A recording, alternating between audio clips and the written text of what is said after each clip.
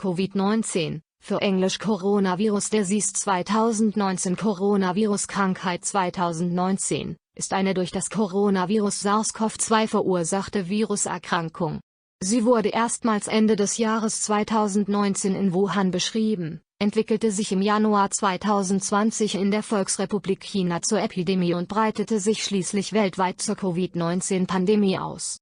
Sie verbreitet sich hauptsächlich durch Tröpfcheninfektion. Die Krankheitsverläufe sind unspezifisch, vielfältig und variieren stark. Neben symptomlosen Infektionen wurden überwiegend milde bis moderate Verläufe beobachtet, jedoch auch schwere mit beidseitigen Lungenentzündungen bis hin zu Lungenversagen und Tod. 1. Neben einer Schädigung der Lunge sind auch krankhafte Prozesse der Leber, 2. des zentralen Nervensystems, 3. und des Herzens beobachtet worden, 4. Über mögliche Spätfolgen der Erkrankung an Herz, Lunge und Nervensystem besteht momentan Unklarheit. Dies ist Gegenstand der aktuellen Forschung. 5, 6, 7, 8. An Covid-19 wird aktuell rege geforscht. Die Forschungsergebnisse werden international geteilt.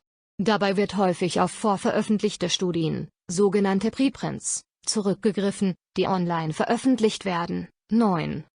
Bei rund 81% der registrierten Infektionen verläuft die Krankheit nur mit Fieber oder einer leichten Lungenentzündung. Bei etwa 14% der Fälle verläuft sie schwerer, und in etwa 5% so schwer, dass eine intensivstationäre Betreuung notwendig und der Zustand kritisch bzw. lebensbedrohlich ist. 10, 11. Da Ansteckungen auch asymptomatisch verlaufen können, geschätzt erkranken laut Angaben des Robert-Koch-Instituts 69 bis 86% sichtbar. 12. Und daher unentdeckt bleiben, sind diese Zahlen nicht abschließend. 13. Die Inkubationszeit beträgt durchschnittlich 5 bis 6 Tage.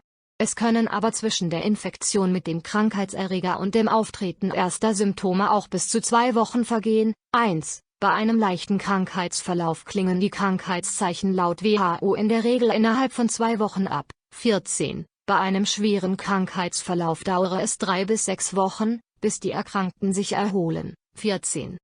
Auslöser der Erkrankung ist das Beta-Coronavirus SARS-CoV-2, das erstmals im Januar 2020 aufgrund von Isolaten aus Pneumonie-Patienten identifiziert wurde. 15. Da das Virus wahrscheinlich als Zoonos erstmals auf den Menschen übersprang, hatte die Bevölkerung noch keine adaptive Immunität. 16. 17. Das Virus wurde bisher im Sekret des Nasen- und Rachenraumes, im Sputum, dem Stuhl, der Tränenflüssigkeit und dem Blut nachgewiesen. 18, 19, 20. Für eine Übertragung der Krankheit muss dieses jedoch vermehrungsfähig sein, was ein alleiniger Nachweis der Virus-RNA noch nicht aufzeigt. 21. Am 20. Januar 2020 gab die chinesische Gesundheitskommission bekannt, dass eine Mensch-zu-Mensch-Übertragung möglich sei. 22, 23. Insbesondere wenn 2 Personen engen Kontakt zueinander haben, weniger als 1,8 Meter Abstand, 24, bzw. weniger als 1,5 Meter Abstand, 25. Es wird angenommen, dass sich das Virus wie andere Erreger von Atemwegserkrankungen hauptsächlich durch Tröpfcheninfektion verbreitet. 24, 26, 25. Eine biophysikalische Studie des MIT, die im Rahmen der Covid-19-Pandemie durchgeführt wurde, stellte experimentell fest, dass Flüssigkeitspartikel beim Husten oder Niesen ohne mechanische Barriere bis zu 8 Meter weit verbreitet werden können, und stellt somit das aus dem frühen 20. Jahrhundert stammende Tröpfcheninfektionsparadigma in Frage. 27.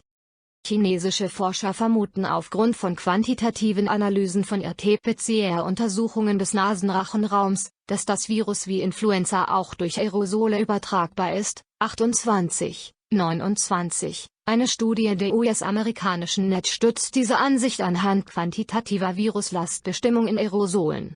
Die Untersuchung zeigte, dass die Viren in Aerosolen, die durch einen maschinellen Vernebler erzeugt wurden, wenigstens 3 Stunden lang entwicklungsfähig und damit infektiös blieben. Die Halbwertszeit beträgt nach den Untersuchungen etwa 66 Minuten, bis die Hälfte der Viren ihre Kontagiosität in Aerosolen verlieren. 30, 31. Der Versuchsaufbau unterscheidet sich jedoch grundlegend von hustenden oder niesenden Patienten mit Covid-19 im normalen gesellschaftlichen Umgang. 32. Mitte März 2020 erschien eine Studie, die Coronavirus-RNA-haltige Aerosole in Luftproben nachwies und deren Schweben bis zu 3 Stunden in der Luft vermutet. 33. Hingegen lieferten Untersuchungen des Luftraums um Covid-19-Patienten mit hoher Viruslast in den Atemwegen keinen Nachweis von SARS-CoV-2-RNA. 34. 35. Dagegen steht eine Studie aus dem Wuhan-Krankenhaus in Wuhan, welche sowohl Virus-RNA an den Ausgängen des Lüftungssystems und der Raumluft festgestellt hat. 36. Eine vorläufig veröffentlichte Studie in Kooperation zwischen US-amerikanischen und chinesischen Forschern argumentierte, dass die von ihnen beobachteten Infektionsketten durch eine Aerosolbildung in geschlossenen Räumen zu erklären seien. 37. Eine weitere Studie kam durch Beobachtungen einer Infektionskette in Guangzhou zu dem Schluss, dass diese nur durch Aerosolverbreitung durch die Klimaanlage eines Restaurants zu erklären sei. 38. Eine Übersichtsarbeit australischer und chinesischer Forscher legte nahe, dass der Virusnachweis in der Luft generell schwierig sei und aufgrund der bestehenden Daten davon ausgegangen werden müsse, dass dies bei Covid-19 wahrscheinlich sei. Die Autoren warnten davor, in der Infektionsvorbeugung den Luftübertragungsweg aufgrund negativer Virusnachweise außer Acht zu lassen. 39.